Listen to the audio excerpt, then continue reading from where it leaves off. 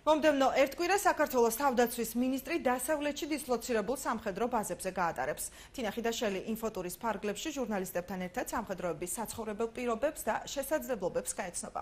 ერთკვირიანი ტურნე დღეს დაიწყო. სულხან მესხიძე თემის დეტალებით.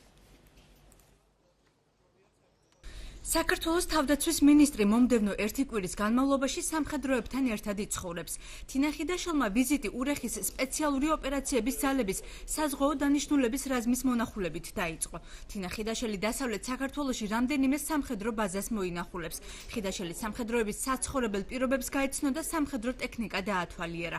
მინისტრმა პირობა დადო, რომ მისი მინისტრობის პერიოდში ჯარის შესახებ ინფორმაცია ნებისმიერი დაინტერესებული პირისთვის ღია იქნება. სადაც შესაძლებელია, რა დოზითაც შესაძლებელია, აბსოლუტურად ყველგან თქვენთვის ყარი მუდამ იქნება ღია.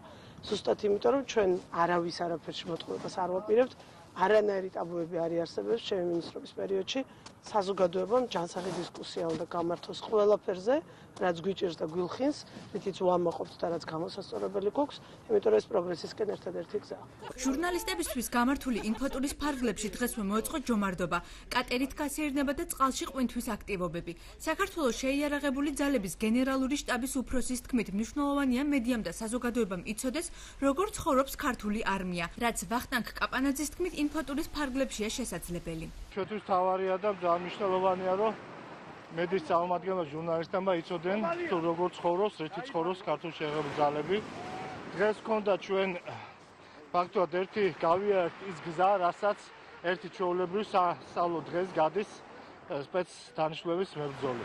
აქ არის როგორც ეგრეთ წოდებული ნავით ოპერაციები, ასევე წყალქვეშა ოპერაციები. ინფოტურში სხვადასხვა მედია საშუალებების ჟურნალისტებიც მონაწილეობენ.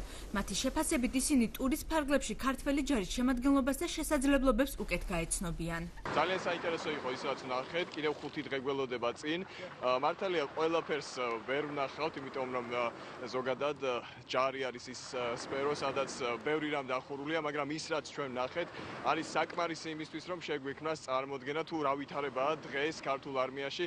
ძალიან ბედნიერი ვარ, რომ ამ ტურის მონაწილე ვარ, იმიტომ რომ სამხედრო თემატიკაზე მომუშავე ჟურნალისტებისთვის ძალიან მნიშვნელოვანია ის ინფორმაცია, რომელსაც ჩვენ ვიღებთ და თან ჩართულები ვართ ჯარისკაცებთან ერთად ყველა ამ პროცესში. ბათუმის შემდეგ საქართველოს თავდაცვის მინისტრი თინა ხიდაშელი ქობულეთში გაემგზავრა, სადაც მან დაზვერვის ბაზა მოინახულა. ინფოტური 1 აგვისტოს გორში სამხედრო ჰოსპიტალის მონახულებით დასრულდება.